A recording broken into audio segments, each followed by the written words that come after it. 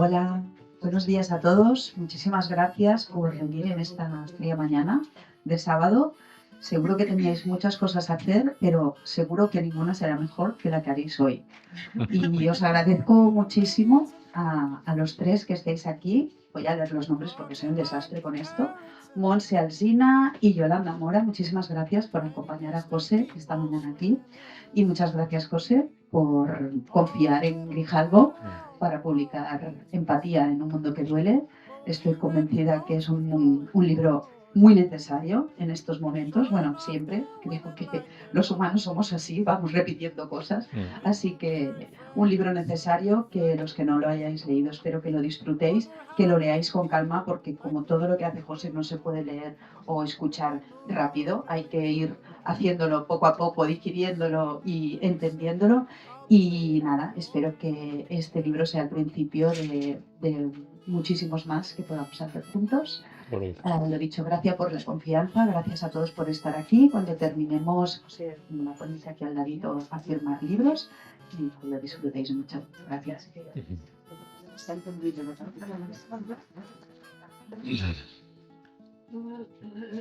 Bueno, pues buenos días a todos, bienvenidos de nuevo y muchas gracias, Laura, por la introducción y evidentemente también por la confianza en mí para poder escribir un libro que no es poca cosa, ¿no? Así que, bueno, estoy muy bien acompañado ante vosotros y también lateralmente con Monse y con Yolanda. Monse es psiquiatra comunitaria y la conozco desde no hace mucho tiempo, pero considero que para mí era muy ilusionante que ella estuviera aquí, pues por cómo es y por todo lo que puede aportar.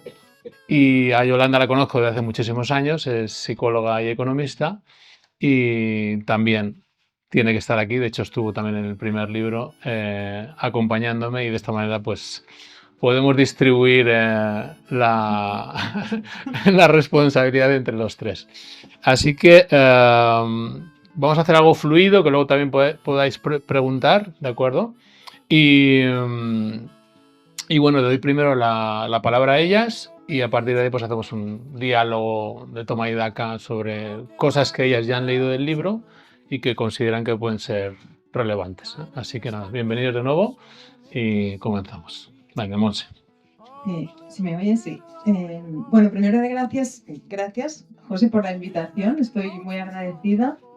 La verdad que también es un reto para mí estar aquí a tu lado, sabiendo toda tu trayectoria, ¿no? Todas las cosas que tú haces, incluso este libro, obviamente. Yo a José le conocí hace poco, o sea, hace 1 año y medio más o menos, a través de las redes. Una de las pocas cosas buenas que a mí me ha aportado las redes ha sido eso. Y luego ya pasé a ser miembro de su comunidad, ya para aprender pensamiento crítico, seguir aprendiendo, sabiduría práctica, todo eso que practicamos, ¿no? Ese es un libro, es su segundo libro. El primero ya lo leeréis porque lo tenéis que leer. Este es el segundo, Empatía en un mundo que duele. Es un libro completo, a mi juicio. Es un viaje por las 5 dimensiones de la empatía.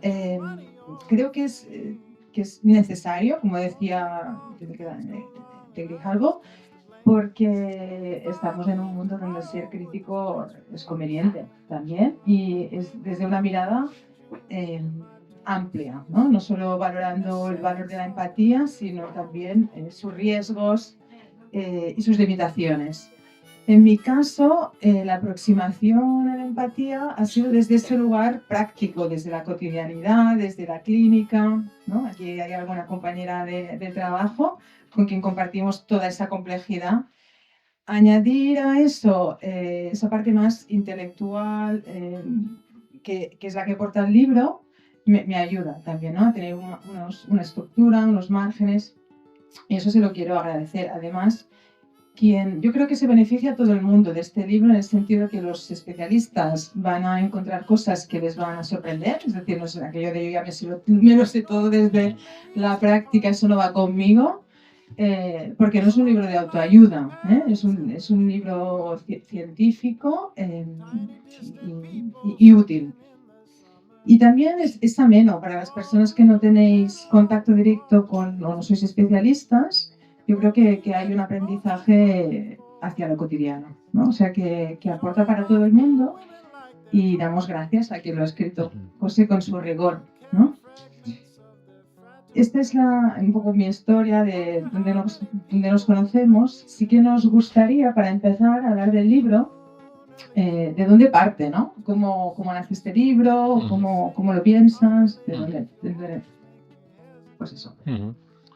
Bueno, pues un poco serendipia, porque yo estaba, después de escribir el primero, pues una noche estaba en mi sofá y estaba haciendo un índice de varios libros, ¿vale? Y casi como un primer capítulo de un segundo libro. Y a la siguiente mañana recibí un mensaje de Laura y me dijo, oye, pues a ver si hablamos, ¿no? Y yo le dije, a lo mejor me lo tenía que haber callado, pero le dije, no te lo creerás, pero anoche estaba yo haciendo un índice de un libro. Entonces, bueno, la idea surge de ahí. Y hablando con Laura, pues digamos que el tema de la empatía, que era parte de lo que yo estaba escribiendo en ese índice, pues encajaban. Así que eso fue en diciembre, ¿no? del año pasado, muy, muy rápido, ¿no? Y lo entregamos el 30 de junio, entonces ha sido un poco express, ¿eh? Sobre todo los 3 últimos meses, todo es cierto. Y entonces cuando yo firmé con ellos, pues, a ver, leí el número de palabras que había que hacer, pero yo no sé cuántas son 350.000 palabras. Entonces, cuando entrego el libro, me dice Laura, vale, fantástico, pero es que te has pasado 150 páginas. Entonces, claro, digo, ostras, me podía haber ahorrado 3 semanas de trabajo por lo menos. Y llegamos a un acuerdo muy bello, porque tengo que agradecer a Laura pues, la flexibilidad que tiene y todo el apoyo, donde, porque en el fondo el libro son 3 libros. Una parte son los ejercicios, porque aunque sea a través de un libro, siempre es difícil un ejercicio, ¿no? Es mucho mejor en persona. Pero queríamos dejar ahí como un sentido práctico, sin lugar a dudas. Otra parte es el propio libro, que además narra historias.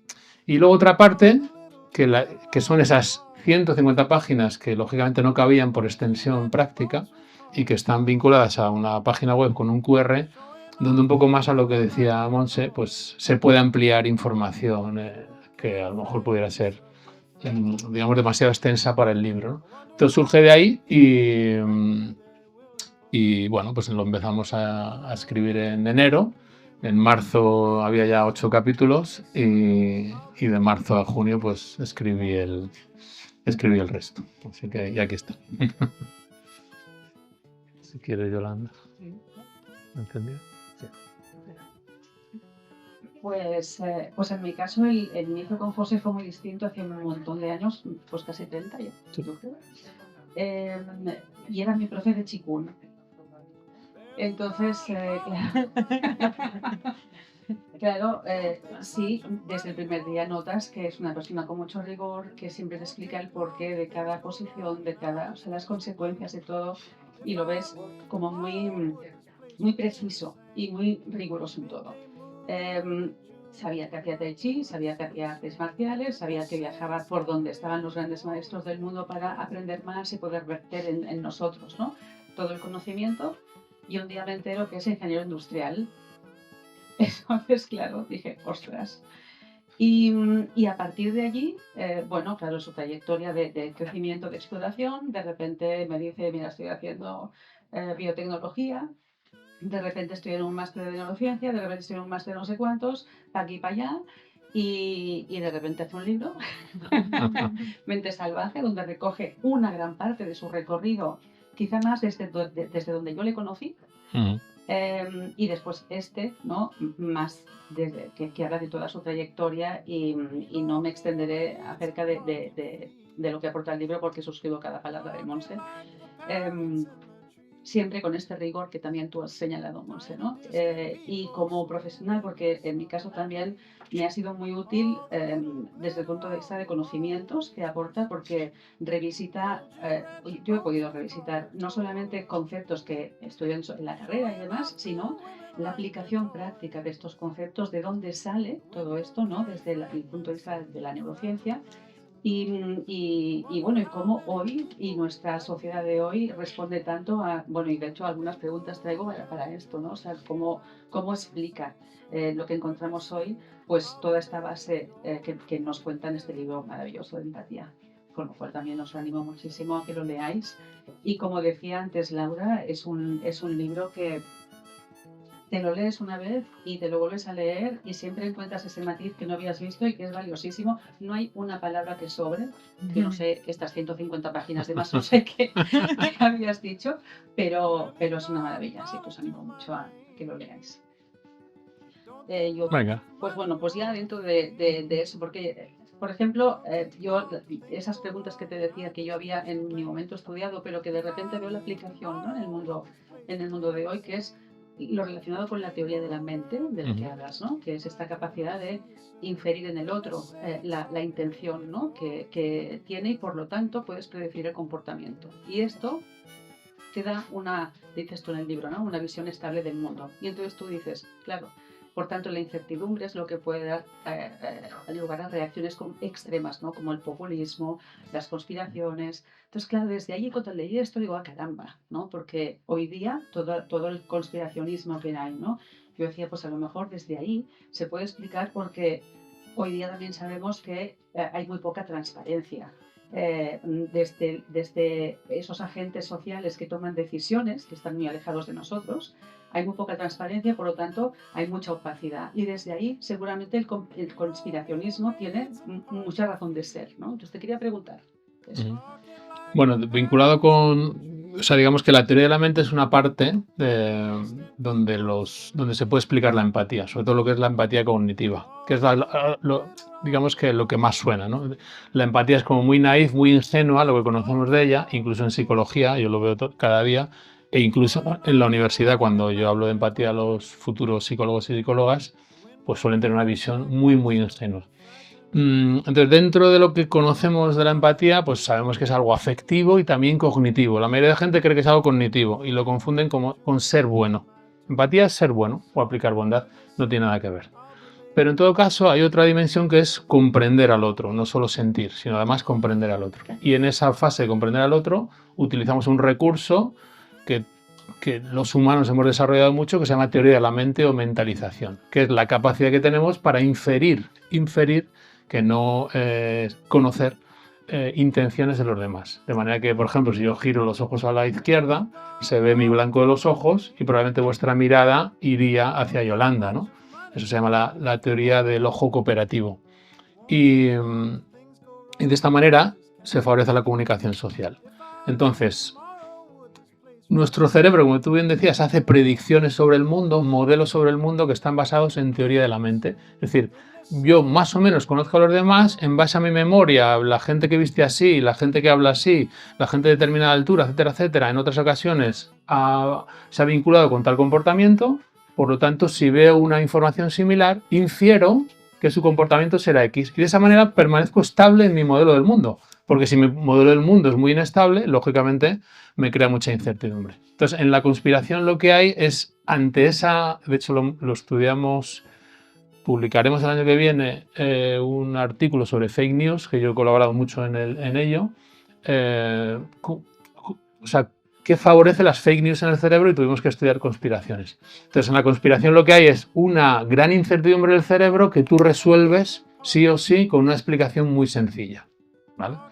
Evidentemente, eso da lugar a que las personas que a veces no tienen capacidad analítica les es más favorecida la conspiración, pero sobre todo aquellos que son más neuróticos y entonces necesitan lo que se llama una explicación de cierre, que encaje. Y ahí entra pues toda nuestra historia de cerebro mágico, etcétera, etcétera, donde una explicación sencilla, aunque fuera falsa, nos calma, nos baja la incertidumbre. Y bueno, si decimos que hay gente en Marte dominando la Tierra, pues es una explicación.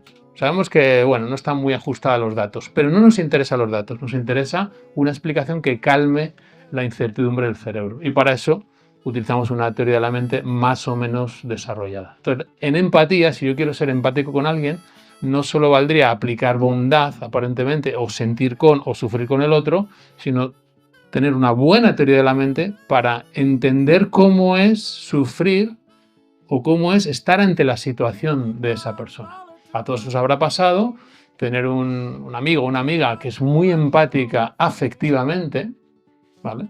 Pero que no comprende tu situación. ¿vale? Es decir, no, yo sé que estás mal, José, pero es que estoy mal porque no he conseguido entender, yo qué sé, el mecanismo de tal. Y tú le ves que en la mirada, en el comportamiento, no te comprende, ¿no? Es como vive en otro mundo, ¿no? Entonces, esa empatía cognitiva, que habla mucho el libro, es muy importante que se desarrolle. No sé.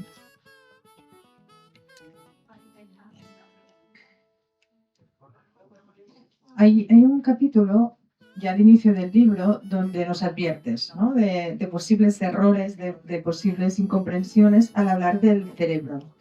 En el sentido de que si hablamos de cierta forma parcelada, hay el riesgo de hacer desaparecer a la persona en su conjunto, ¿no? Eso es algo muy, muy criticado.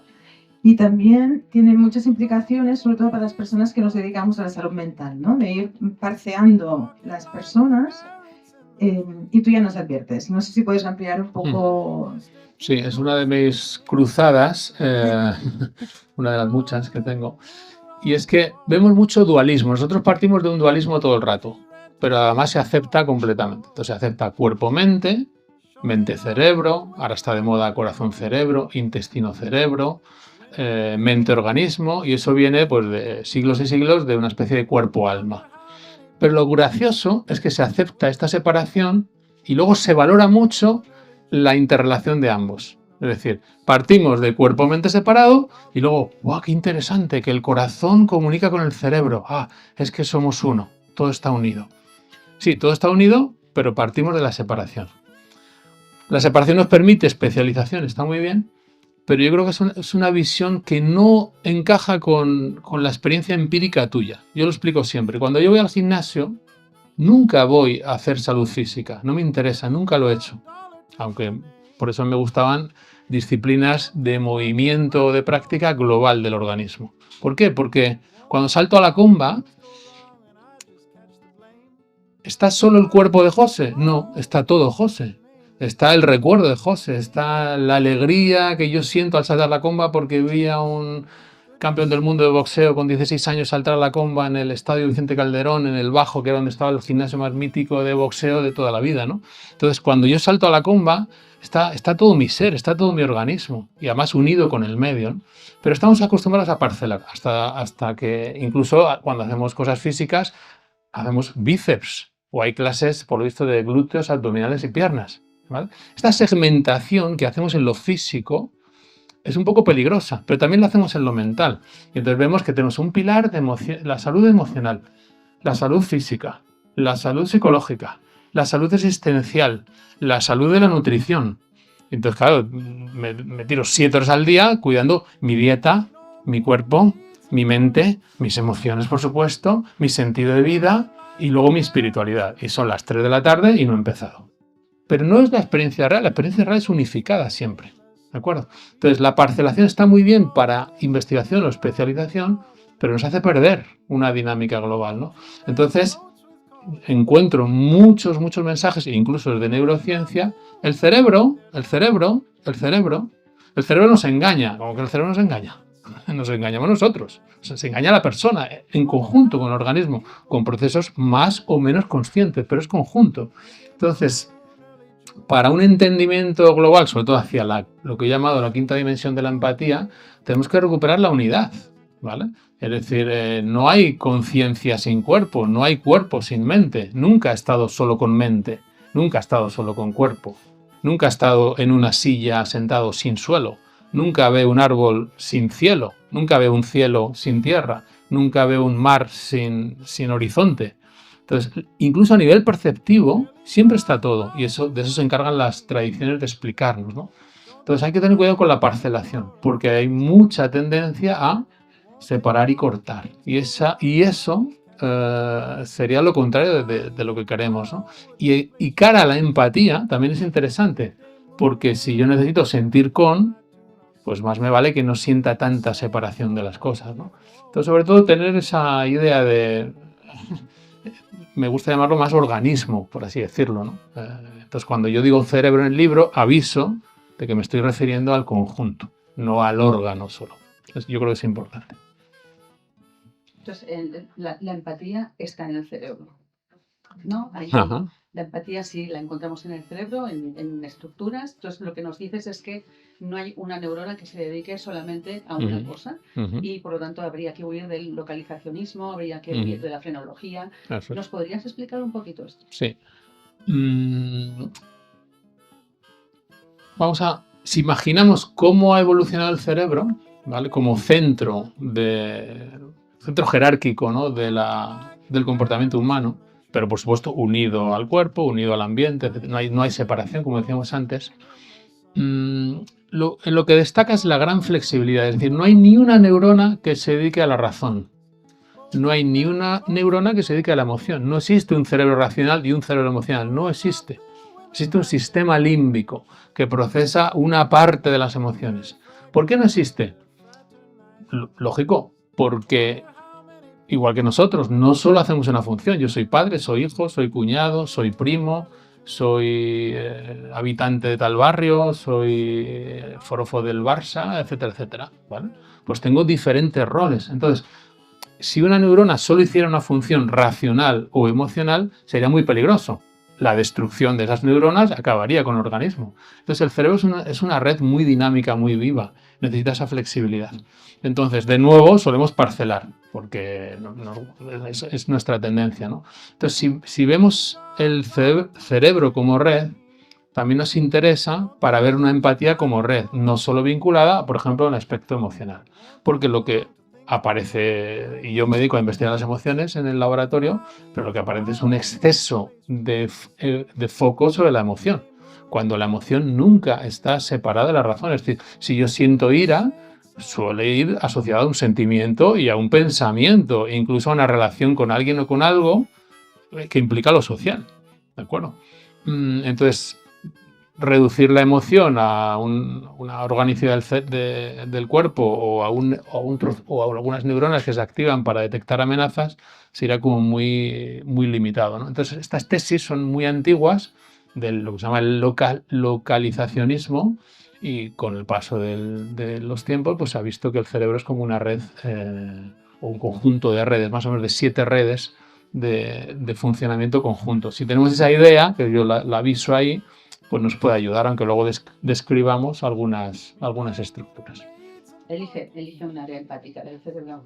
Vale, pues yo he descrito ahí, además es el capítulo que más me costó y no me convencía, y era el de empatía en el cerebro, ¿no? Pero digamos que hay algunas estructuras donde predomina una empatía afectiva, sentir con, y otras estructuras más relacionadas con comprender al otro, por lo tanto empatía cognitiva. Hay una que es muy curiosa, que es la ínsula anterior, que está aquí en el interior del lóbulo temporal. Y con ese nombre tan bonito quijotesco de la ínsula,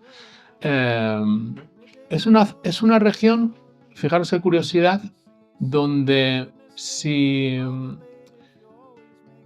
aplica una descarga eléctrica a Yolanda y ella siente dolor, mi ínsula anterior también se activa ante su dolor, ¿vale? Pero si aplica una descarga eléctrica a un enemigo mío, no se activa mi ínsula anterior. Por lo tanto, una región de empatía depende de lo social, como todo en el cerebro. El cerebro no es racional ni emocional, es hipersocial. Todo pasa por lo social. Y a partir de lo social genera emociones o razones, es decir, estrategias de inteligencia. Pero es que la ínsula, si trabajo en el hospital y veo, o en clínica, veo a muchos enfermos, o soy profesor, o estoy muy en contacto con el público, etcétera, etcétera, con el sufrimiento de los demás, mi ínsula se activa tanto, que se bloquea y tengo un burnout empático, ¿de acuerdo? Se desregula. Pero si soy narcisista, mi ínsula se activa solo si esa empatía le viene bien a mi estatus. Si soy psicópata, mi ínsula no se activa. Comprendo, tengo empatía cognitiva, pero no tengo empatía afectiva. Y por eso puedo manipular a otros, porque sé que sufres, pero no sufro con tu sufrimiento. Y si soy histriónico, se activa un poco, porque el histriónico llama la atención. y decae la activación. Entonces, fijaros, una región del cerebro, cómo responde a variaciones individuales o a variaciones sociales, ¿no? Es muy curioso, es una de las, para mí, de las más curiosas en general de todo el cerebro. Y otra que podríamos citar, si me permites una segunda, que me gusta mucho, es la unión temporoparietal. Está pues aquí entre el temporo y el parietal, en los dos lados. Y esa es una región muy la insular de empatía afectiva, porque me permite sentir, y la unión temporoparietal es de empatía cognitiva, me permite comprender. Y es una región muy curiosa donde se une la información del cuerpo, del yo y del medio, ¿vale? Entonces, me permite la defusión empática, es decir, yo sufro mucho si Josep sufre, pero necesito cierta distancia. 1, para poder ayudarle, y 2, porque es su dolor, no es el mío, ¿de acuerdo? Es ante su circunstancia, no la mía, ¿vale? Y la unión temporoparietal me permite comprender al otro, una de las estructuras. Y la unión temporoparietal tiene muchas curiosidades. Por ejemplo, si la estimulas magnéticamente, sobre todo la derecha, tienes la sensación, como es la región donde se vincula la comprensión, el yo y el cuerpo en el espacio, si la activas magnéticamente, tienes la sensación de salir fuera del cuerpo, lo que algunos llaman un viaje astral, ¿vale? Fijaros que es la misma región de empatía cognitiva. Claro, si la información de mi cuerpo y de mi yo no están unidas, ¿qué hace el cerebro? Bueno, pues lo disocia. Ocurre en delirios, que tú lo conoces mejor, en enfermedades psiquiátricas, pero también ocurre en una estimulación magnética. La interpretación que va a hacer la persona es que es muy espiritual y ha salido del cuerpo, ¿vale? Pero no tiene que ver con eso. Y si en vez de activarla, la activas, puedes notar una presencia detrás. Por ejemplo, cuando vas caminando por la montaña, nosotros hemos hecho muchos años, a veces sientes que hay una especie de presencia detrás. Los montañeros, lo que se llama el síndrome del tercer hombre, sienten una presencia detrás, por alto estrés y fatiga, ¿no? Entonces la unión temporoparietal ya no funciona bien, se desajusta y entonces aparecen dos cuerpos, el tuyo y otro. Y tú sientes que hay algo detrás, ¿no? Entonces fenómenos, para que veáis cómo se puede unir fenómenos que a veces se consideran erróneamente espirituales, pues tiene que ver también con la empatía. Si yo realmente estoy en mi cuerpo, ¿vale? Y en mi mente con mi yo, tengo distancia física y psíquica sobre los otros. Es una región de empatía cognitiva. Es muy curioso.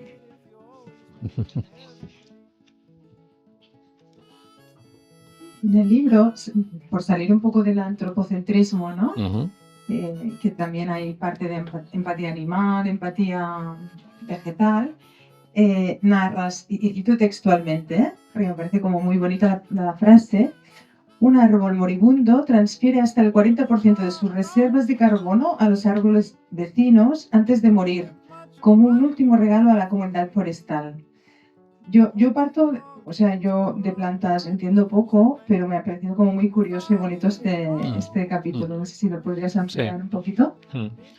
Cuando pensamos en empatía, o en general en cualquier cosa del comportamiento humano, siempre tenemos que mirar qué está ocurriendo en el comportamiento animal. Siempre tenemos que mirar hacia atrás en el comportamiento evolutivo, ¿vale? Tenemos que mirar hacia adentro en el organismo, en lo social y también en el futuro, que es un capítulo que he incluido, ¿eh? Entonces, pensando en esa lateralización, por así decirlo, pues he incluido un capítulo de animales donde lo famoso Frans de Waal o Jane Goodall, que os sonará evidentemente, pues han estudiado mucho correlatos animales de la empatía, donde hay un cierto tipo de empatía animal que encontramos. Entonces era muy aventurado meter un capítulo de plantas y es muy antropocéntrico y ahí está muy, muy criticado, pero yo he traído ahí como el debate, ¿no?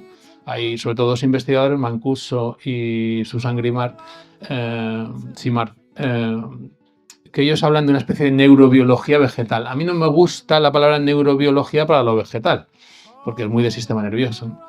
Pero sí que sabemos que hay muchos seres vivos que tienen comportamientos cooperativos. Por ejemplo, la planta del tabaco, dependiendo de qué ocurre a las plantas vecinas, produce más o menos flor y más semillas para preservar de alguna manera su descendencia. Hay una comunicación, ¿no?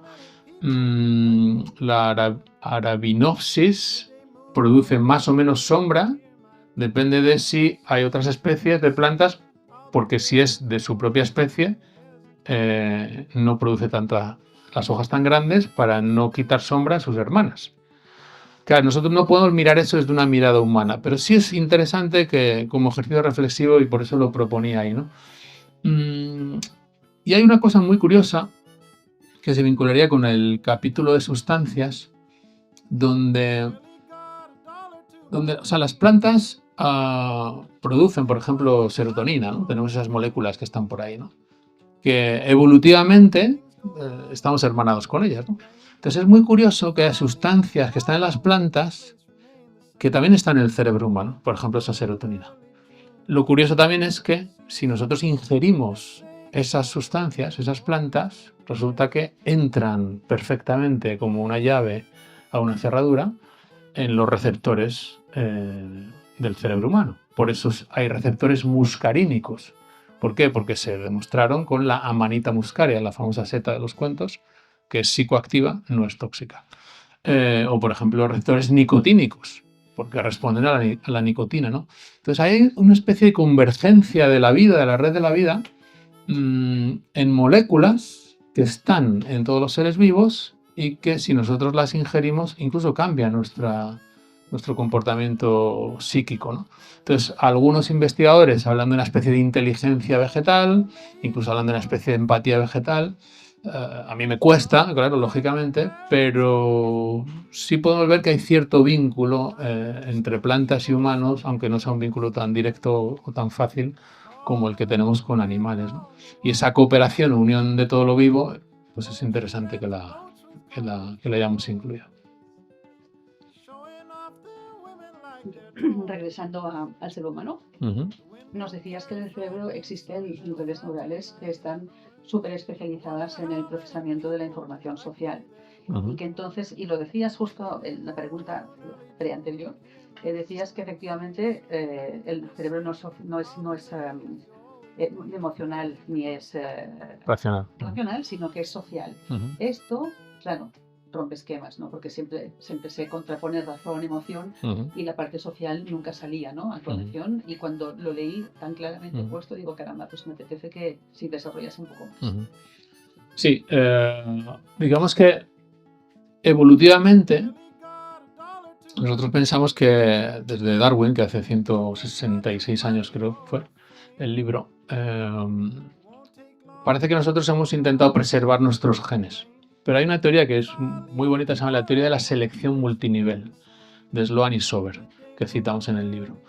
Y es una teoría que tiene que ver con que también ha habido una selección por parte de los grupos. Y esto explica muy bien tanto el cerebro social como el comportamiento humano. Es decir, los grupos que eran más cooperativos entre ellos favorecían vínculos sociales con determinadas emociones empáticas.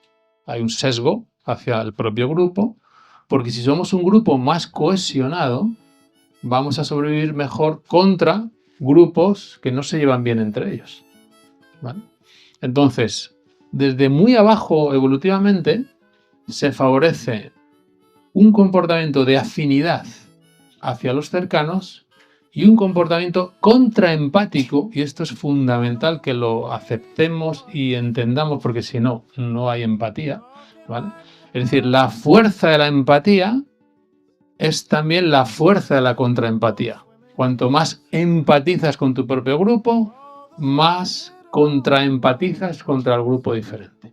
Y eso no es un error de apego o de falta de inteligencia, es un mecanismo que viene desde abajo, es una construcción, ¿vale? Entonces, ese cerebro social se vio favorecido. ¿Por qué se vio favorecido? Porque nosotros nos hemos rodeado más o menos como primates sapiens de unos 150 individuos, que es lo que se llama el número de Dunbar. Y por encima de 150 individuos no tenemos capacidad cognitiva. Los 8.000 amigos de Facebook es mentira. O los 50.000 de TikTok es mentira, ¿vale? Serían relaciones líquidas, superficiales, inestables, de pulgar, de scrollear, ¿vale? Nuestro límite cognitivo es en torno a 150 personas. Pero sobre esas 150 personas tiendo a ser empático y sobre el resto tengo que inferir con teoría de la mente, que me agota, y me predispongo a sesgos, estereotipos, prejuicios, rechazo a lo diferente, a lo distinto, a lo novedoso, a lo que no conozco. Entonces, hablar de empatía así de forma muy ingenua, sin citar la contraempatía, es algo que me parece muy interesante y muy importante en el libro, o de alguna manera explicar, ¿no? Que es lo que hemos llamado la tercera dimensión empática, el endogrupo y el exogrupo. Por lo tanto, la empatía no es garante de la verdad, ¿de acuerdo? Sino sobre todo garante de la afinidad con los tuyos, nada más. Hasta ahí llega su labor, ¿no? Y eso viene de un cerebro social, evolutivamente, donde la selección favorece no solo el individuo, sino los grupos. Y entonces esta preparación que tiene el ser humano hacia lo social puede ser lo que puede explicar que sea tan doloroso el rechazo social. Eso es muy interesante. Hay un estudio ya muy antiguo de Naomi Eisenberg, creo que es 2004, una investigadora de California de Los Ángeles. Se llama la ciberbola. Una persona en el laboratorio juega contra dos avatares, pero dos avatares del año 2004, o sea, como muy sosos a nivel de diseño. Y le pasa una bola. Tú le pasas, aquí está el A, el B y yo soy el C. Yo le paso una bola al avatar A. El avatar A se la pasa al B. El B al A. El A a mí. Yo al B. Entonces, bueno, hacemos ahí un triángulo jugando, ¿no? Como si nos pasamos la pelota. Con un avatar, ¿de acuerdo? No con un humano. Ni con un animal, ni con una planta, ni con nada. De repente, el investigador, que siempre somos un poco puñeteros, manipulamos el experimento y se empiezan a pasar la bola solo entre ellos, el A y el B, pero no te la devuelven a ti. Se activa la ínsula anterior y el cingulado anterior. Se activan redes en el cerebro, redes de dolor físico, emocional y social. El dolor físico, el emocional y el social están unidos. Por eso, si me hago un esguince, no es solo el daño tisular, sino es la predicción de me lo he hecho yo, ¿por qué a mí? ¿Por qué ahora? ¿Por qué en este momento? ¿Por qué tengo mala suerte? Justo que iba a competir, justo que no me lo merezco. Me han visto mis vecinos que me he hecho el esguince, me da vergüenza. Todo eso es parte de la construcción del dolor, ¿de acuerdo? Y los especialistas en esto, incluso desde el punto de vista psicológico, podrían al menos desmontar la parte de dolor social y la parte de dolor emocional para quedarnos, en todo caso, con el mero daño tisular, si existe, ¿de acuerdo? Entonces, se activan esas regiones. El dolor por la exclusión es dolorosísimo. Por ejemplo, si un hombre le echan del trabajo, al día siguiente su nivel de testosterona ha bajado radicalmente. La testosterona no tiene que ver con la violencia, tiene que ver con la dominancia, ¿vale? Si asciendes en el trabajo, tienes más testosterona, ¿vale? Si te inyectan testosterona, serías más dominante con aquellos que ya dominabas. Las hormonas dependen del contexto, no hacen nada por sí mismas. Nada, ninguna, ni siquiera la oxitocina, ¿vale? Que es la más primaria, por así decirlo, y que está más vinculada con la empatía. Entonces, la exclusión social es brutal. De nuevo volvemos a la selección por grupos, ¿no? Pertenecer al grupo, como decía Baumeister, es uno de los sentidos más profundos, más importantes y más fuertes, y es un sentido empático.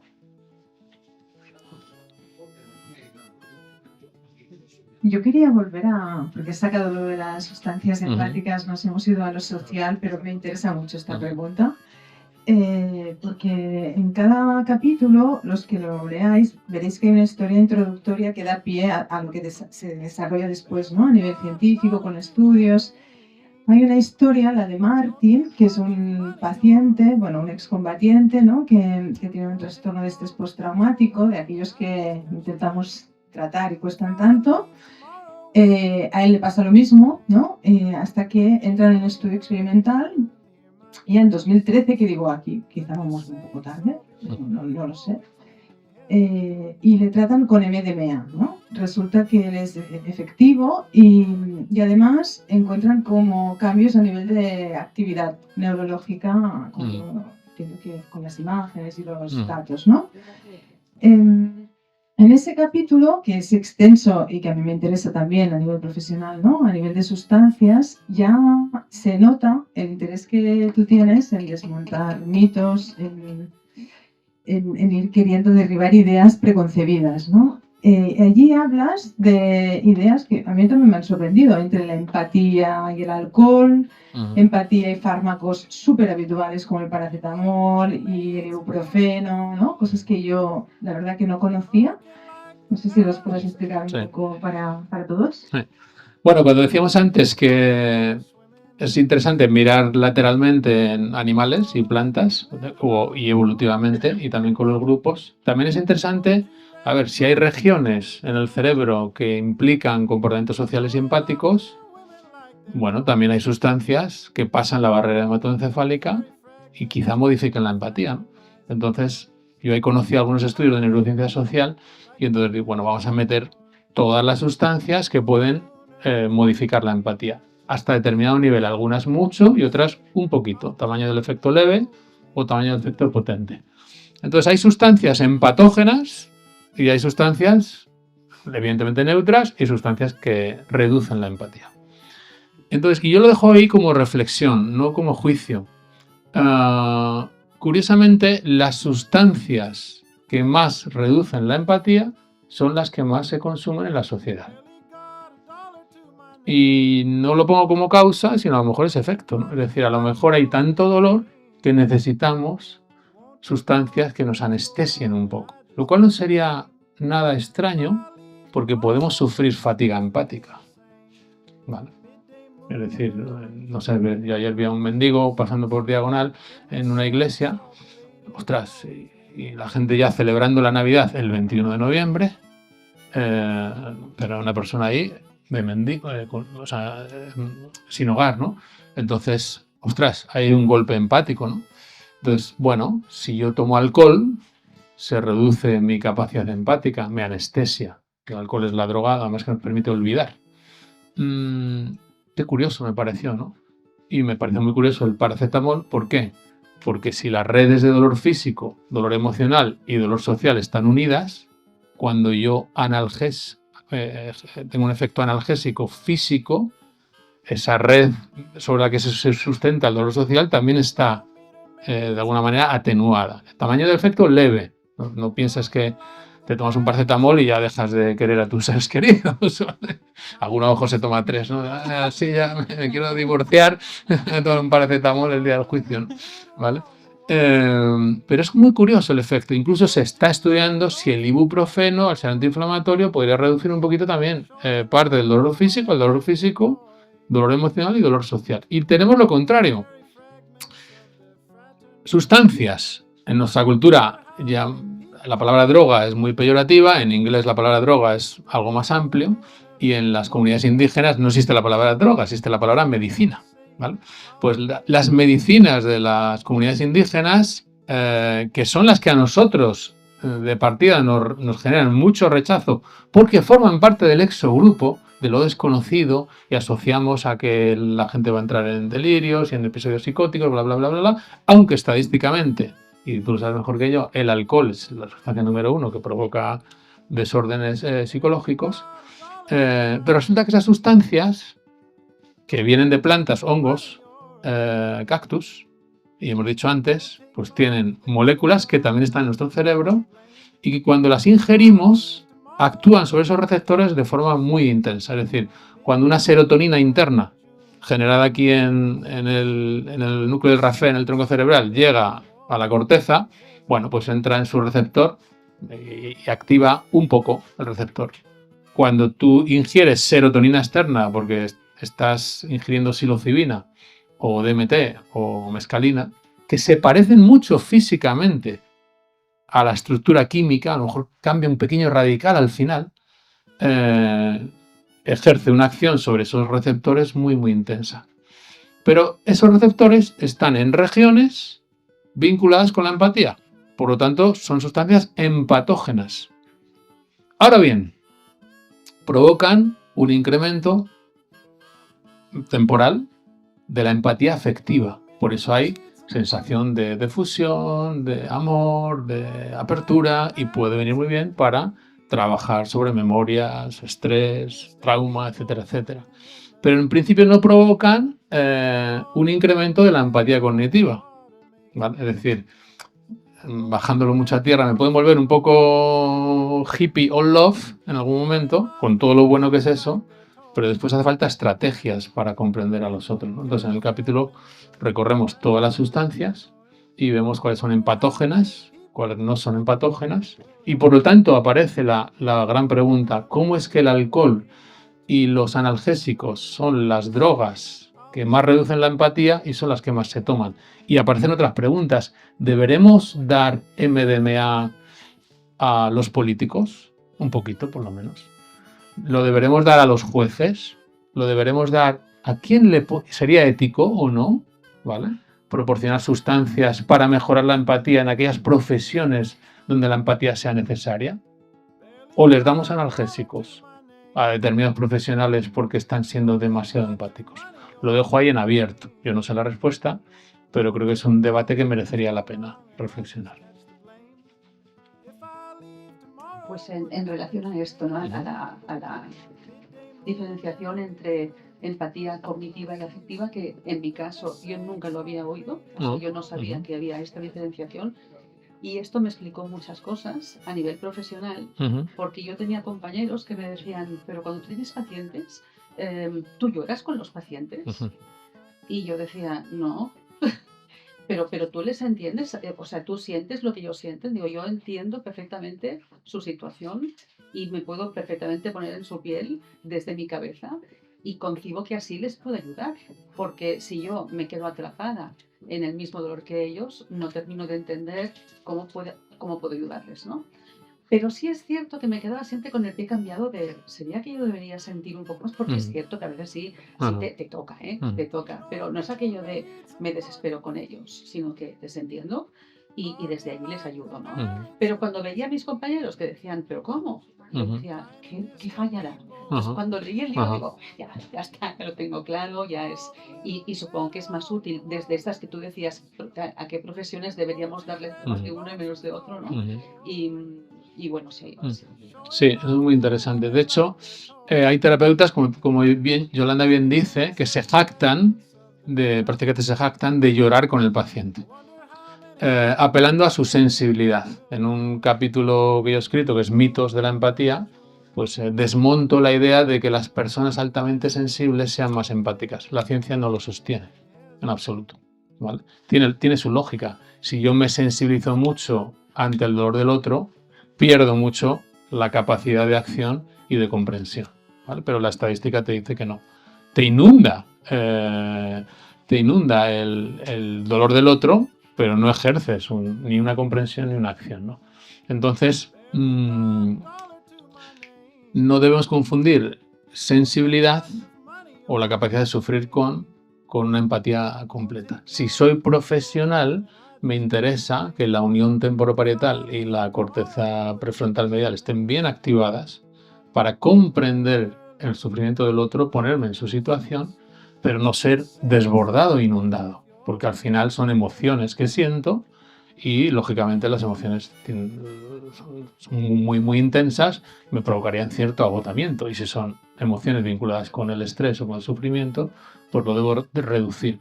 Por esa razón, también tenemos que ser como honestos, y en algunos de los ejercicios se propone, ¿no? A veces necesitamos parar, curiosamente, de la tendencia natural que podemos sentir aquí, imagino todos, de tener que ayudar, ¿no? ¿Vale? A veces no puedes ayudar tanto como te gustaría. Tú antes ayudabas a tu barrio, yo ayudaba a mi barrio, ¿vale? Pero ahora tú tienes en tus redes sociales, no sé, podrías ayudar a todo el mundo porque ves información dolorosa de absolutamente todo el mundo, ¿no? Entonces hay una inundación de posibles noticias que apelan a nuestra empatía que nos puede desbordar, ¿no? Entonces, recordar eso no significa que no esté siendo empático, sino que necesito descansar, salir para volver a ser empático. Esto es importante. Evidentemente habrá personas que tiendan hacia una baja empatía, habrá personas que tiendan más a desbordarse y ahí ese autoconocimiento nos puede ayudar y el posible entrenamiento, ¿no? Pero entender la segunda dimensión de la empatía, que es cognitivo-afectivo, cuándo sí, cuándo no, es muy, muy importante.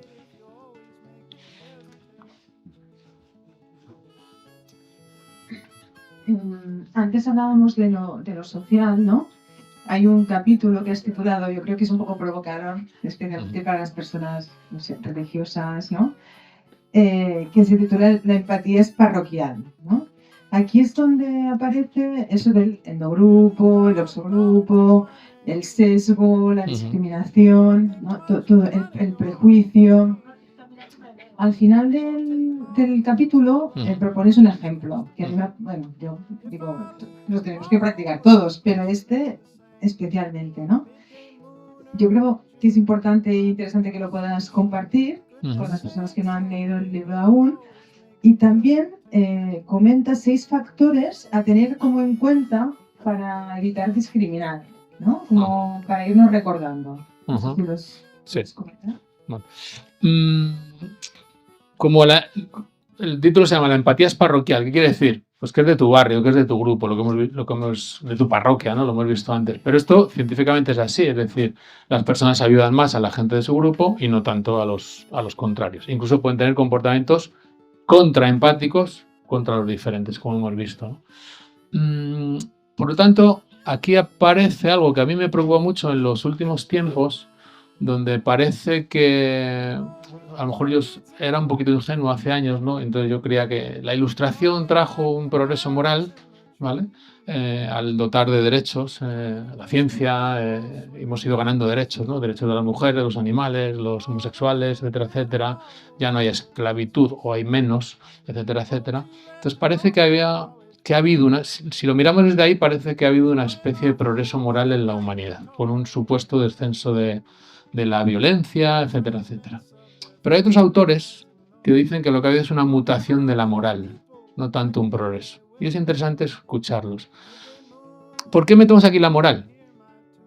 Porque la moral es una estrategia cooperativa que han utilizado los grupos para tener reglas de juego. Y esas reglas de juego se basan en esa empatía.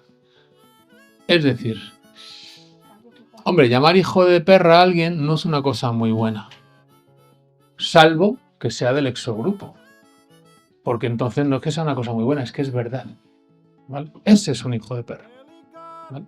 Pero llamar hijo de perra a alguien del propio grupo es algo muy, muy feo, ¿no?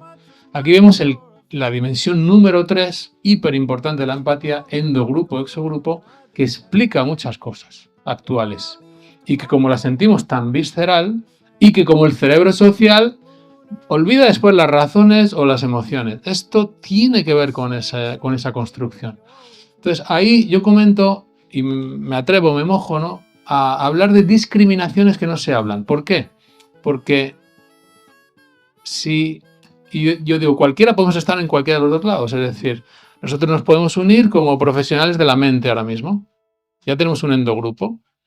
Pero vosotras dos os podéis unir como personas que viven en esta ciudad. Y yo no. Pero a lo mejor vosotras dos os podéis unir porque lleváis botas y yo no. Es decir, los grupos surgen ante nada, como se demuestra en el libro con el ejemplo de los cuadros de Klee y Kandinsky con Tagfel, que es un investigador. Entonces este punto es muy interesante. Si formamos parte de numerosos grupos y los grupos se crean con esto, con un chispazo, todos podemos sentirnos discriminados por un montón de cosas, ¿vale? Entonces yo, por ejemplo, escribo sobre la discriminación de las personas que tienen menos pelo, la discriminación de las personas que son más bajitas. Ahora, por ejemplo, se habla del edadismo, ¿no? Es decir, ¿qué pasa? ¿Porque tenga 50 años no puedo encontrar trabajo? Pero hace 30 años el edadismo no existía. Había una discriminación, pero no era visible. Entonces es importante que también pensemos qué discriminaciones ganan a veces la batalla mediática y se imponen como verdades morales, y que otras discriminaciones, que hay muchas, no tienen batalla mediática y por lo tanto son discriminaciones ocultas, ¿no? Ahí la empatía y la moral están implicadas. ¿Y cómo opera esto? pues opera de una forma a veces un poco infantil, se llama la teoría diádica de la moral, que a mí me gusta mucho, de John Gray. Y es algo así como, y vuelve al endogrupo, exogrupo. En mi grupo, ¿vale? Los victimarios son todas buenas personas y nunca pueden hacer nada erróneo. Y el grupo de los agresores siempre son malas personas y todo lo que hacen es erróneo. Esto es muy peligroso, porque pasamos a juzgar identidades en vez de actos, ¿vale? Y esto aparece hoy en día. Ya eres sospechoso de algo por tener una identidad, no por una acción. Entonces eso ahí más o menos lo describimos. Y os pongo un ejemplo con uno de los ejercicios que yo he hecho durante muchos años. Y que a mí me entristece un poco, lo he hecho con gente, con alumnos, en empresas, etcétera, etcétera. Oye, descríbete en 15 palabras, en 15 o 20 palabras. Lo que hemos llamado siempre las etiquetas del yo. Entonces hace 15 años la gente decía, soy sensible, montañero, amable, cariñoso, un poco serio, bromista. Tú veías muchas descripciones vinculadas con la personalidad, un poco con las emociones, y veías pocos roles.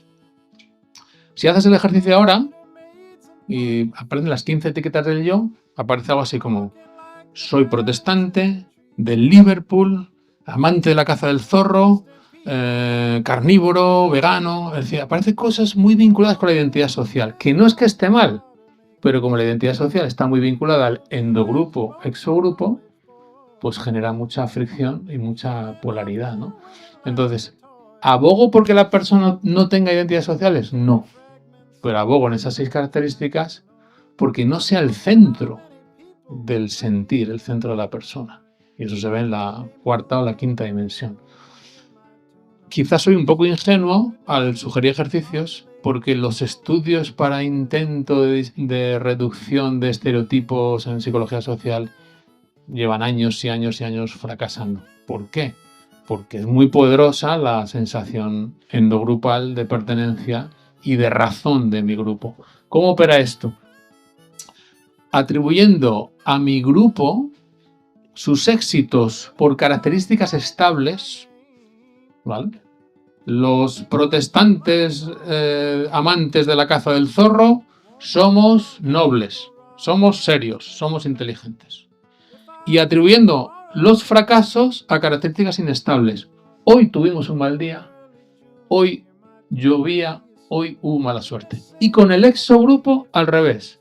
Sus éxitos se atribuyen a características inestables. Bueno, tuvieron suerte, el árbitro les favoreció, entró el balón en el palo, ¿de acuerdo? Y sus fracasos a características estables. Bueno, es que estos son unos paquetes, ¿vale? Son unos idiotas, ¿eh? Esto es muy peligroso. ¿De dónde viene todo esto? De la empatía moral endo-exogrupal, que es una tercera dimensión que normalmente no se habla, no se conoce, no se vincula y que genera muchos problemas.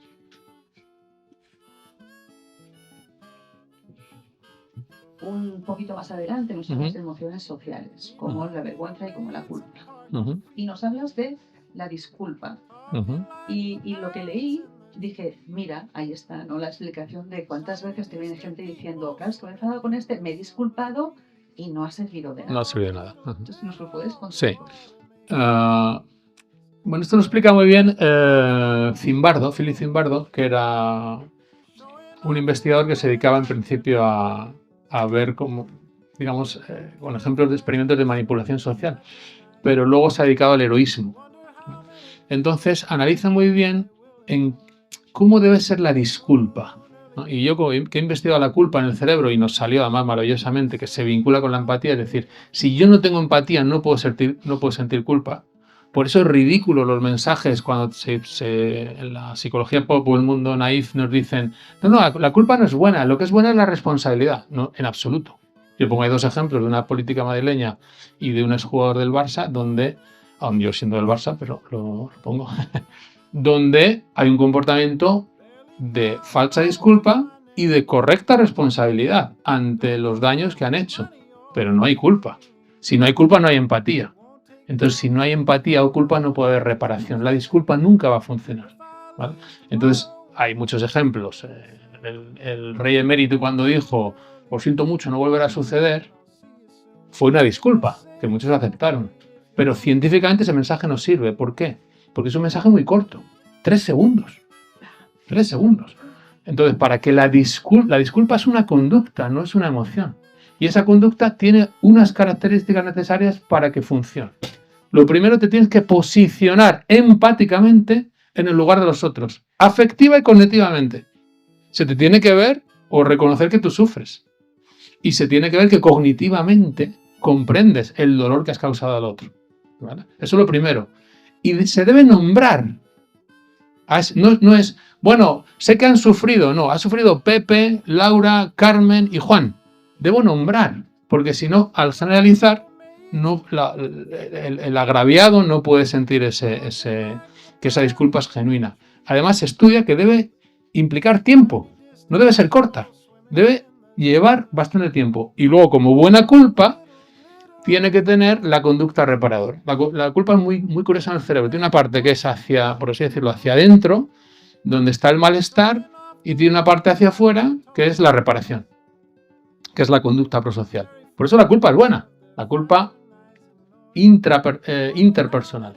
Es decir, si yo hago daño a Laura, es bueno que yo sienta culpa. Porque primero me siento mal y ahora ejerzo la acción reparadora. Y eso a nivel grupo social evolutivo es una emoción que no surge del cerebro emocional, sino surge de la dinámica social del cerebro social. Hace falta construir culpa en los grupos para armonizar su comportamiento, ¿vale? Y luego está la culpa intrapsíquica, que es muy interesante, que así la ha definido Freud, si mal no recuerdo. Y es la culpa que han utilizado las religiones, en gran parte. Y la utilizaron, esta es la tesis de Norenzayan, que es muy bonita, donde cuando las ciudades superaron el 1.000.000 de habitantes, las religiones monoteístas introdujeron la moral y la culpa en sus escritos y en sus relatos y en sus mensajes. Oye, qué interesante. Claro, si hay un ojo que todo lo ve, como decía la canción de Alan Parsons, The Eye in the Sky, Watching at You, ¿no? Yo puedo sentir culpa intrapsíquica y modular mi conducta. Y esto a veces se ve en niños, siempre cuento el mismo ejemplo. Hay niños de 8 años, 9 años, educados en la religión, y por tanto ya empiezan a tener un sentido moral a través de la religión y sospechan que hay un ojo que todo lo ve, ¿de acuerdo? Y entonces cuando están en el baño, en la ducha, el papá o la mamá le dice, pero Juanito, quítate el bañador. Dice, no, que Dios me ve. ¿Vale? Es decir, hay una internalización de esa supuesta mirada. ¿De acuerdo? Entonces aparece una culpa o una vergüenza intrapersonal. ¿De acuerdo? Esa puede ser complicada. Por ejemplo, en los trastornos obsesivos compulsivos aparece mucha culpa intrapsíquica. ¿De acuerdo? Y la vergüenza que va al lado implicaría más, es una emoción que ha construido el grupo para cuando alguien se salta las reglas del grupo, lo devalúo de estatus. Esa es la vergüenza. Y es muy interesante, es una tesis de Schneisser, que estuvimos estudiando mucho hace 6 o 7 años. No hace falta que tú sientas vergüenza. El grupo te hace sentir avergonzado. Por eso hay personas que son capaces de declarar un delito que no han cometido ante la presión social. Y por eso hay muchos sinvergüenza. ¿Vale? Porque no tienen vergüenza. ¿Qué quiere decir? Que son incapaces de sentirse devaluados ante la presión del grupo. Y eso se vincula con la corrupción, me adelanto un poco, que es un comportamiento empático, no antiempático. Eres corrupto, tú enchufas a tu primo, a tu cuñado, a tu hermano, a la gente de tu barrio. La empatía favorece la corrupción con el endogrupo, ¿de acuerdo? La empatía no es una cosa bonita de neuronas espejito, ¿de acuerdo? Que sería otro mito. O sea que, tíratela. Vamos avanzando. Sí. También en el libro hay la historia de un biólogo muy famoso que es Mathieu Ricard, que es un señor que era biólogo molecular y lo dejó todo para hacerse monje, ¿no? Y hace ya como 30 años, ¿no? Que es monje. Y a él le han estudiado el cerebro, ¿no? Bueno, a él y a unos cuantos más. y han podido ver que los patrones neurológicos son diferentes, los de la empatía pura, ¿no? Que los de la compasión o como tú dices o bautizas, empatía activa, ¿no? Claro, también me surge otra duda, ya te lanzo, o sea, eso para que lo amplíes, y luego cómo cuidar nuestra compasión o empatía activa, una amiga en la línea de lo que ya has comentado antes, ¿eh? Sin caer en fatiga empática, que al final, aquí que hay muchos terapeutas, es donde vamos, ¿no? Los que estamos en primera línea, cómo protegernos. Vale, esto es como, se puso un poco de moda a partir de Mathieu Ricard, que efectivamente hizo el doctorado en el Pasteur de París y además era amigo íntimo de un profesor mío de inmunología y también muy interesado en la meditación. Y después de ser doctor en biología molecular, pues se fue al Tíbet, ¿vale? Entonces, después de 30.000 horas de meditación, cuando ellos aplican técnicas de compasión, donde visualizan ayudando al prójimo, claro, si me visualizo ayudando, ¿vale? Aunque el cerebro imaginario no sea lo mismo, o sea, aunque imaginar el cerebro, como es el mito, en el cerebro es igual lo real que lo imaginario. Es mentira, en el cerebro lo imaginario y lo real son muy diferentes. Comer la paella no es lo mismo que imaginarla, que quede muy claro, y viene de una manipulación de un estudio. Pero sí es cierto que si yo visualizo o imagino algo, lógicamente hay una recreación en el cerebro, ¿no? En el caso de la compasión, pues ellos conectan con la sensación de amor y de ayuda, etcétera, etcétera, y hay muchas prácticas que ya están muy protocolizadas, donde lo que se ve es que cuando tú ejerces la ayuda, o incluso imaginas ejerciendo la ayuda, se activan áreas de recompensa del cerebro. Esto también es muy interesante y se vincula de nuevo con esa evolución y es de los grupos. Es decir, la evolución del cerebro humano o del humano ha seleccionado que la ayuda a otro sea reforzadora, ¿vale? Que dar sea un poquito placentero respecto al recibir. Y de ahí que el altruismo recíproco, que será un precursor de la compasión, cerebralmente sea interesante. Entonces la compasión desarrolla mucho esto. Lo que pasa es que se ha presentado siempre la compasión, sobre todo en círculos de compasión y meditación, como dos muros. Está la empatía, donde la persona sufre, y ahora venimos aquí a ofrecer la compasión basada en Mathieu Ricard, bla, bla, bla, bla, bla, etcétera, etcétera. Yo siempre lo he dudado un poco de que se pueda ser tan frío y pasar de la empatía a la compasión y quitarme todo el sufrimiento. Y los estudios más o menos dicen eso. Dicen, el 45% de personas que sienten empatía pasan a ejercer una acción prosocial. Es decir, en principio, sentir con el otro te ayuda a ser más prosocial en la mitad de las personas. Pero si me angustia mucho tu dolor, lo cual sería un símbolo un poquito más egoísta que empático, si hay distrés personal, la ayuda es hasta el 78%. Es decir, yo te ayudo con tal de liberarme de mi malestar. Eso también existe, ¿no? La compasión sería como muy pura. Y más o menos, a mí me gustaría llamarle más empatía activa, porque compasión, aunque a nivel científico tiene un buen matiz, a nivel de nuestra cultura está más vinculado con la religión y por lo tanto con la pena, ¿no?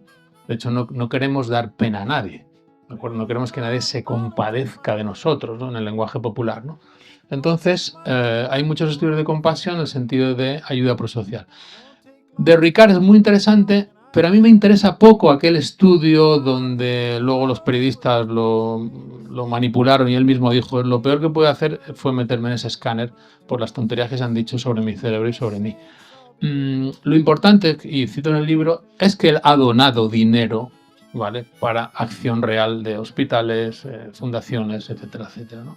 Entonces, ¿cómo podemos evitar de alguna manera la fatiga empática? Bueno, descansando, evidentemente, de vez en cuando, sabiendo que está limitada cognitiva y afectivamente. Y luego propongo en el libro lo que es una tesis de Peter Singer de lo que se llaman los círculos, ¿de acuerdo? Es decir, ir ampliando poco a poco y con la racionalidad, ¿vale? Y con Singer es utilitarista, pensando en el máximo beneficio, y eso va en contra de la empatía, porque la empatía me permite vincularme con Pedro, que está allí, que es mi amigo, ¿vale? Pero yo podría ayudar a Pedro y no ayudar a 10.000 personas. La empatía es muy parroquial, lo que se llama el efecto de la víctima identificable. Entonces, a veces necesitamos la racionalidad para ir ampliando esos círculos empáticos desde qué sería bueno para la mayoría de gente respecto a otra solución donde esto también sería bueno, pero para menos gente, ¿no? Es decir, hace falta utilizar estrategias e inteligencia siempre, ¿no? Y de esa manera podríamos ampliar nuestro círculo empático poco a poco, porque sabemos que tenemos una limitación, ¿no? Por ejemplo, en el budismo siempre se dice que estén bien todos los seres, ¿no? Para el beneficio de todos los seres. En el taoísmo se habla de los 10.000, ¿no? El 1, el 2 y luego los 10.000. Es como una apelación, a veces un poco ingenua, a que se extienda la red de compasión. Pero solo tenemos 2 manos, una vida, poco tiempo y tenemos cierta limitación. Entonces, bueno, podemos trabajar un poco en esa dirección. Pero resumiendo, la empatía no es una cosa separada de la compasión como en su momento los primeros estudios de Singer parecían, ¿no? Hay cierto solapamiento y en nuestra experiencia cotidiana solemos sentir empatía y también conducta prosocial de ayuda. Que estaba pensando, Sí. perdón, que con lo que estabas diciendo ahora estaba pensando que claro, haría falta un poquito más de esto, por ejemplo, para cuidar el planeta, Ajá. ¿no? O sea, un poco más de sensibilización con problemas que quizá afectan más allá de nuestros círculos más considerados endogrupos, ¿no? Y ampliar esos círculos para que nuestro cuidado por el planeta fuera como más recompensador para nosotros, sabiendo que llega a todos estos que hemos ampliado de más, ¿no? En estos círculos. No sé si me he explicado. Sí, perfectamente. Bueno, eso podría ser una manera de aplicar los círculos, pero habría un problema y es que igual llegamos muy tarde. ¿Vale? Es decir, ahí Esto tarda, ¿no? la solución pudiera ser la 5ª dimensión. Yo propongo al final que hay una dimensión de la empatía que es trascendente. Es decir, lo que se conoce más o menos que la empatía puede ser innata o adquirida, ya estaría el contagio emocional, la simpatía, la antipatía, etcétera, etcétera.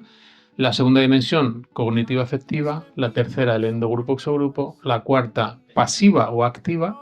Y la 5ª sería la empatía trascendente, vinculada con lo que hemos hablado de unión con todo lo vivo, ¿no? Por ejemplo, en las plantas.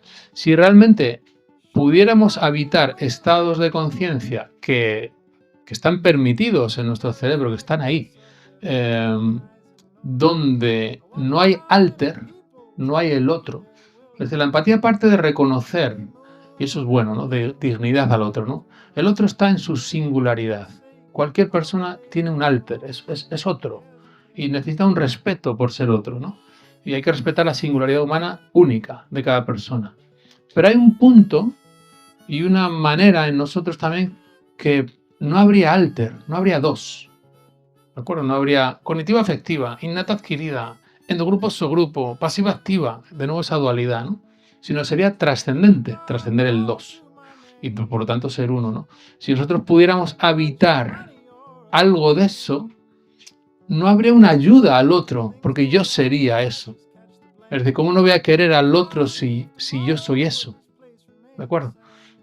Y eso apelaría más a un tronco común que a una expansión cognitiva de la inteligencia para incluirlo todo. Es decir, sea una ecología indígena y no científica. En la científica yo voy a ver que hay un cambio climático, por lo tanto es bueno que propongamos soluciones. Y en la indígena, yo no estoy en la tierra.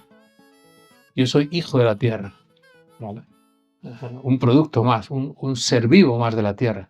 Entonces también es bueno que incluyamos en la empatía el tronco común de unión con todo lo vivo, ¿no? Eso es interesante.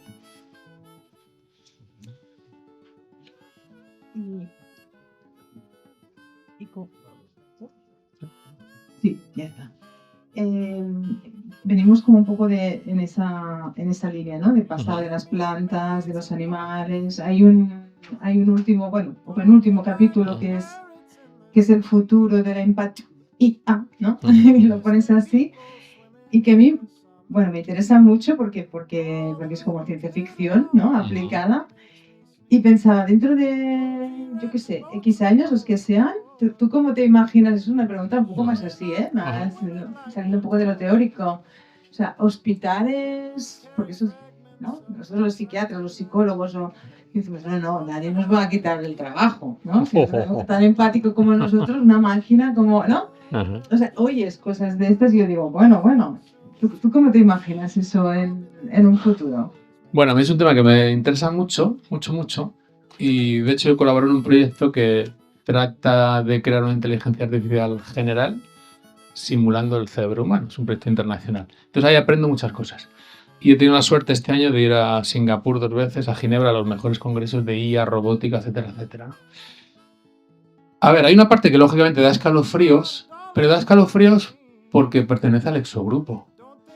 Es nuevo, es futuro, es tecnología, entonces desata más nuestros miedos y nuestros prejuicios que quizá la realidad. Yo cuando veo mensajes apocalípticos sobre estas cosas, creo que habla más del mensajero que de la realidad, ¿vale?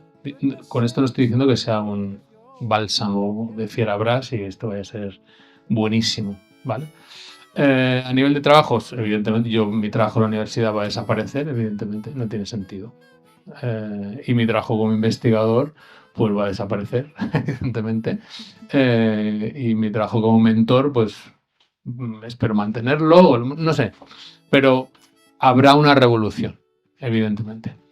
Pero no tanto por la tecnología, sino por cómo se distribuye, quién la aplica, quién la domina, etc. Si lo domina Elon Musk y Sam Altman, pues podemos tener problemas. Si aparecen proyectos descentralizados, como por ejemplo el que yo trabajo, pues no sería un problema, porque sería muy comunitario, de hecho más comunitario que nunca, ¿vale? O más democrático que nunca. Eso por un lado. ¿Cómo imagino yo un hospital del futuro? No de dentro de 10, pero dentro de 40 o 50 años. Es muy difícil hacer predicciones a largo plazo, siempre, pero en IA no hay que hacerlas. Porque siempre te va a superar la predicción. Es decir, tú lo imaginas a 15 años, esto ocurre en 7. Entonces las predicciones en IA se hacen ahora a 2 meses, que es una velocidad muy rápida para los humanos. Pero yo sospecho, y a mí me gusta mojarme en las predicciones en vez de explicar las cosas después de que han sucedido, sospecho que los datos de entretenimiento y los datos médicos se van a solapar. Pongo un ejemplo. En el futuro, mis datos pueden saber que yo estoy en Barcelona hoy y que llegué ayer y que me voy esta noche. Y pueden saber el nivel de contaminación de Barcelona hoy. Por lo tanto, es un dato médico, porque pueden saber qué aire he respirado, más o menos. Y ese dato permanecerá en una blockchain privado, ¿vale? Porque para eso están las blockchain y con una seguridad criptográfica como nunca. Y puede ser utilizado como dato médico. Entonces, el concepto quizá hospital como un lugar centralizado donde se reciben enfermos, quizá se difumine un poco y sea un lugar más descentralizado, donde tú tengas tus datos tengan comunicación, no tanto con el médico, sino con los datos de la IA del médico y te vayan avisando de un montón de cosas. Pues igual que ya tenemos un smartwatch que nos dice cosas de la glucosa del sueño, pues también habrá datos que cuando tú juegas a la PlayStation, pues ven tu nivel de activación y la PlayStation dentro de 5 años te dirá, para superar esta prueba y ganar al monstruo, tienes que tener una respiración más profunda, porque si no, no estarías venciendo al monstruo, por ejemplo, ¿no? Entonces, muchos datos de entretenimiento y médicos se van a difuminar. ¿Qué será un dato médico? Todo. ¿Vale? ¿Qué será un dato de entretenimiento? Pues a lo mejor casi todo. Hay un problema, y para eso están los neuroderechos, y tenemos un científico español, Rafael Yuste, en esto, donde, bueno, es que nos van a espiar, no sé, tranquilos, ¿vale? Que hay mucha cosa en esto, es que nos están controlando. A ver, o se conoce bien los datos, o si no es mejor ser más precavidos en esos juicios o prejuicios. ¿Por qué? Porque la pugna sobre los neuroderechos está creciendo y evidentemente no es tan sencillo, tú lo sabes, en un entorno médico, que alguien juegue con tus datos, ¿vale? Ahora, si me compro los Apple AirPods, que empiezan a coger un poco de información del temporal con un EEG, ahora mismo de ahí no se puede sacar nada, absolutamente nada. Eso lo sabemos los neurocientíficos, ¿no?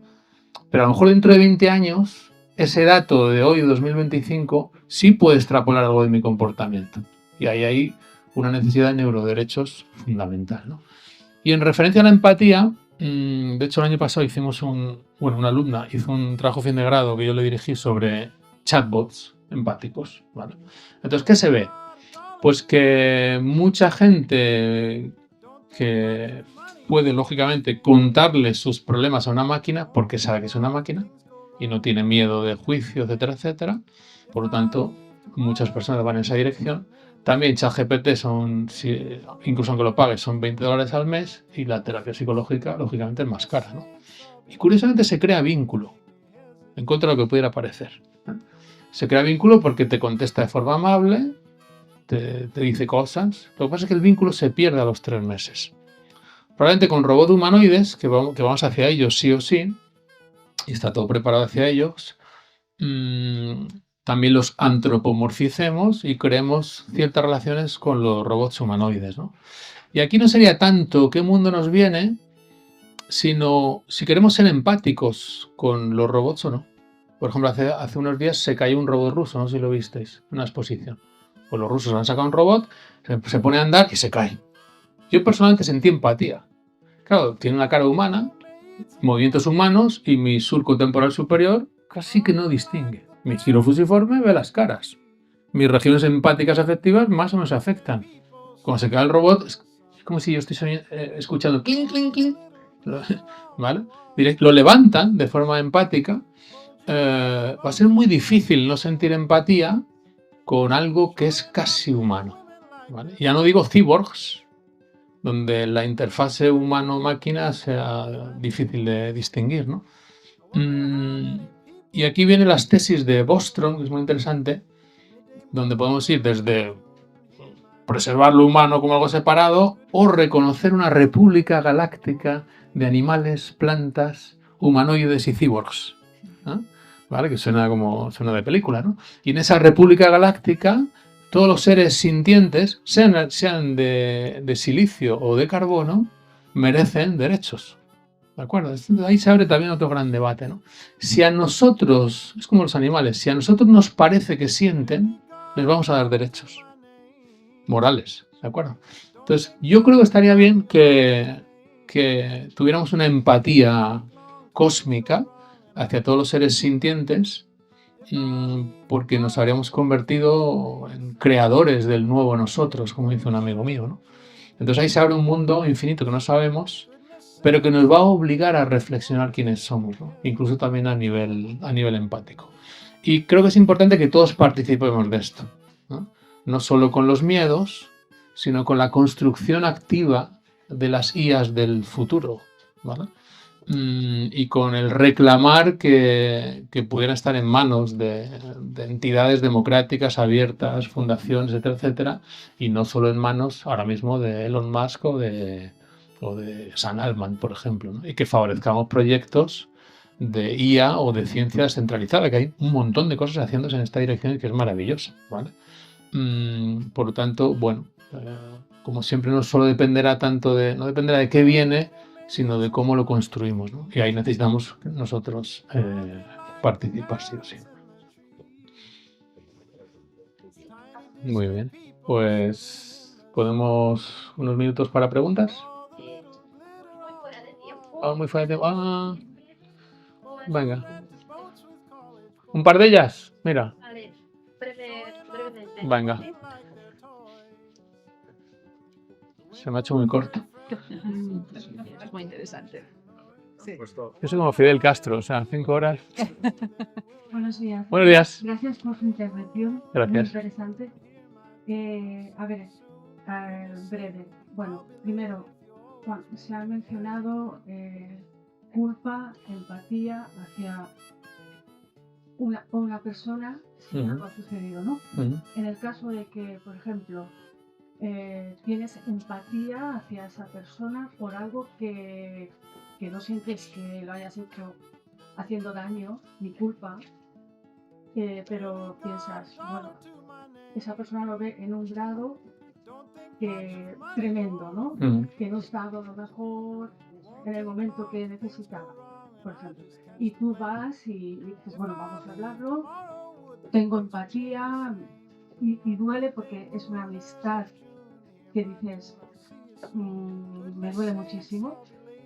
Te disculpas por si hay algo que tú sin querer hayas hecho, pero otra persona cerrada, no, me sentí sola en ese momento. Tema de duelo. Entonces, bueno, y no hay nada que hacer.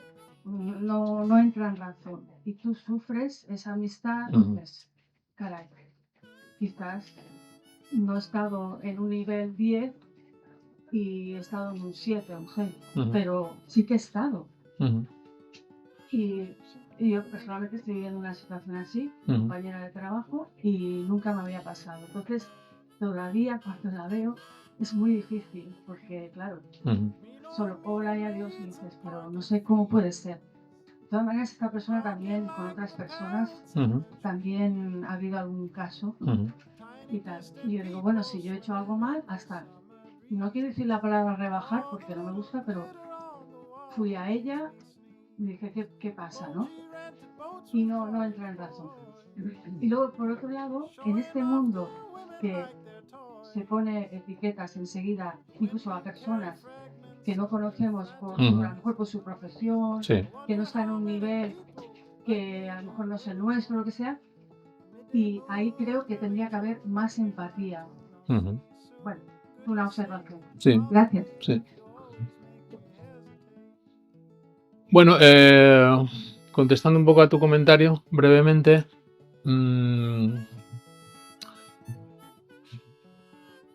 yo creo que es bueno, yo siempre digo que es mejor pensar que las personas no pueden cambiar, porque al pensar que no pueden cambiar, si las quieres como son, ¿vale?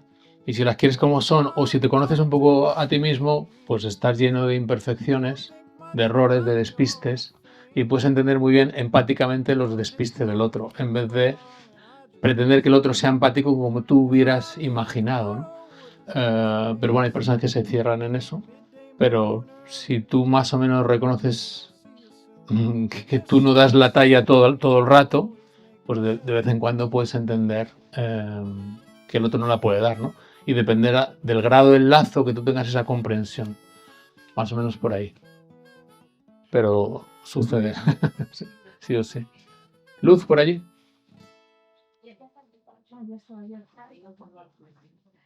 Hola. Hola. Mira, yo quería hacerte una pregunta sobre algo que ya por encima habéis hablado un poquitín, pero como se me pide brevedad, he visto que en el índice también hay en un capítulo en el que se habla de los mitos. No te voy a hacer que nos los expliques todos aquí, porque entonces tu editora diría, coño, y hay que vender libros. pero por lo menos, me gustaría si pudieras explicar un poquitín esto, un poquitín más, lo de la sensibilización. Y luego te he oído alguna vez que hablabas en redes, no sé dónde te he oído, que hablabas un poco de que la empatía no viene del corazón, que eso es un mito. Entonces, si lo pudieras explicar un poquitín, por favor. Sí. Solemos hacerlo mal, porque en el sistema nervioso hay dos mecanismos de aprendizaje muy básicos, que se llaman sensibilización y habituación, ¿vale? Que los descubrió Kandel, premio Nobel 2001, sobre la aplasia, una especie de calamar marino. Entonces, con habituación significa que cuando algo me molesta, si viene otra vez el estímulo, mi respuesta decrece, por tanto me habitúo, y con la sensibilización, si viene otra vez el estímulo, en vez de decrecer la respuesta, se incrementa. Y además es multimodal, es decir, si el estímulo nocivo es auditivo, pasa a ser auditivo y visual, y también táctil. Entonces, nosotros tendríamos que hacer un camino, que siempre propongo, y tendríamos que habituarnos a lo malo y sensibilizarnos a lo bueno. Es decir, a mí no me gusta nada el reggaetón, pero trato de no sensibilizarme, porque si no lo digo crudo, ¿vale? Trato de habituarme, de que mi respuesta aversiva al reggaetón sea cada vez menor, ¿vale? Y trato de sensibilizarme al color de las flores y a las luces de ayer de Barcelona paseando por Diagonal. Y quiero que me empape empáticamente esas luces, esos colores, la gente disfrutando, saliendo de viernes. Quiero vivir eso, ¿vale? Si hacemos al revés, nos sensibilizamos cada vez más a las cosas porque son nocivas, pues acabamos que todo es frío, todo es calor, todo alimento me sienta mal, toda ropa me sienta mal, toda persona me drena la energía, toda persona es tóxica. Ese no es el camino. Estamos utilizando la sensibilización para mal y la respuesta al organismo va a ser brutal, a nivel de dolor, a nivel etcétera. Nos interesaría más la habituación y para la habituación hay que hacer terapia expositiva gradual, sí o sí. No puedo evitar el estímulo y solo... relajar, relajar, relajar para encontrar mi interior en una leche. Tengo que ir hacia el estímulo, ver qué me provoca y ahí hacer la respuesta de sensibilización sistemática, ¿no? Que ya se conocen mejor que yo. Eso en cuanto a la primera pregunta. Y la segunda es que al corazón se le atribuyen un montón de cosas, ¿vale? Y esto viene de una... Bueno, viene de muy antiguo, ¿vale? Hace 2500 años un señor llamado Alcmeón de Crotona dijo que las capacidades mentales están en el cerebro. 2500 años, ¿vale? Hipócrates dijo lo mismo. El sentir, el oler, etcétera, tiene que ver con el cerebro. Ahí está, ahí reside todo, ¿no? Galeno, que era un médico excepcional de gladiadores, pues veía como un traumatismo a un gladiador en la cabeza provocaba desórdenes psíquicos. Y un traumatismo torácico no provocaba esos desórdenes. Y dijo que la conciencia, etcétera, etcétera, estaba arriba, en el cerebro. Los chinos dijeron que estaba en el Shen, estaba en el corazón, toda la medicina china. Porque era el centro y el emperador, ¿vale? Y simétricamente era muy bonito. Y como no tuvieron revolución industrial ni científica, pues lo mantuvieron hasta hoy, prácticamente. Y nosotros, por el peso de Aristóteles, a pesar de que la demostración de Galeno fue hipercientífica, seccionando el nervio faríngeo de unos cerdos y demostrando que se vinculaba con el cerebro y no con el corazón, y por lo tanto el cerdo no podría gritar, bueno, pues la tesis de Aristóteles prevaleció, la cogió San Agustín, y bueno, ya cuando Descartes empezó a hablar erróneamente de la pineal como centro de la mente, pero por lo menos lo subió a la cabeza, pues ya había siglos y siglos y siglos de construcción del lenguaje de me ha roto el corazón, tengo el corazón partido, como decía la canción, etcétera, etcétera, ¿vale? Ahora estamos introduciendo algún elemento, porque ya decimos, necesito hacer un reset, ¿vale? O decimos, esta persona no tiene cerebro. Ya empiezan en el lenguaje a aparecer términos más de arriba. Pero es muy peligroso confundir la metáfora con la realidad, ¿vale? De hecho, con todo mi respeto, pero debo decirlo por honestidad, cuando se atribuye al corazón por variabilidad cardíaca funciones mentales, esto es una salvajada, ¿vale? Es una salvajada.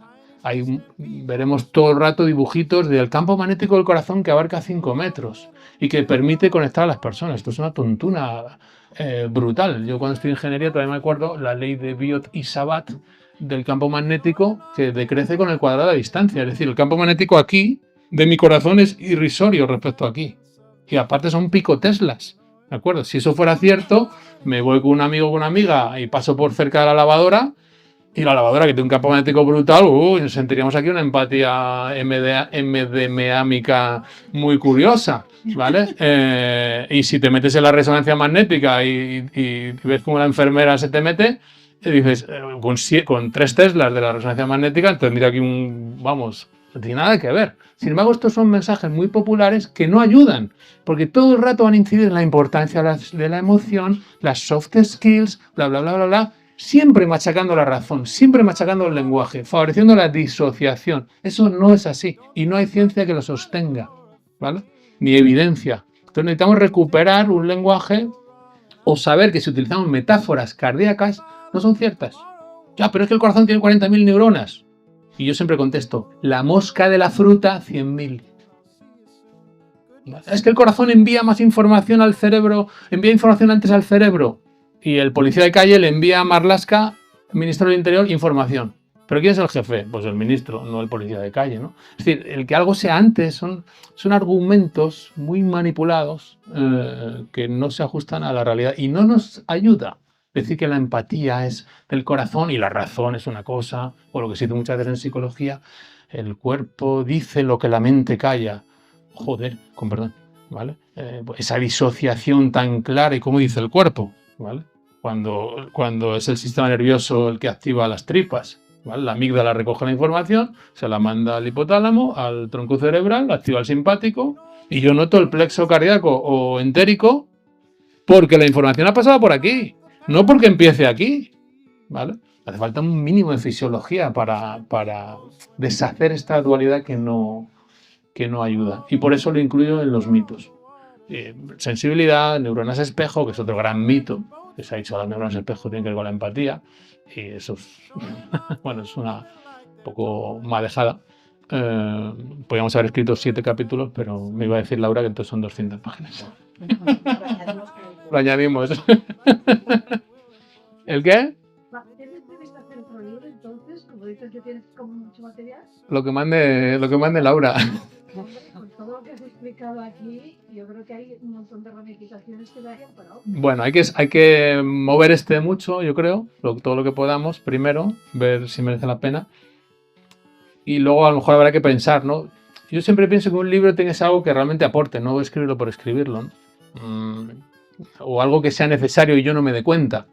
A mí me gusta escribir sobre experiencias cercanas a la vida. Me encantaría, porque hay muchas cosas que se están diciendo que no estoy de acuerdo, ¿no? O sobre expresión de las emociones, que lo he investigado mucho.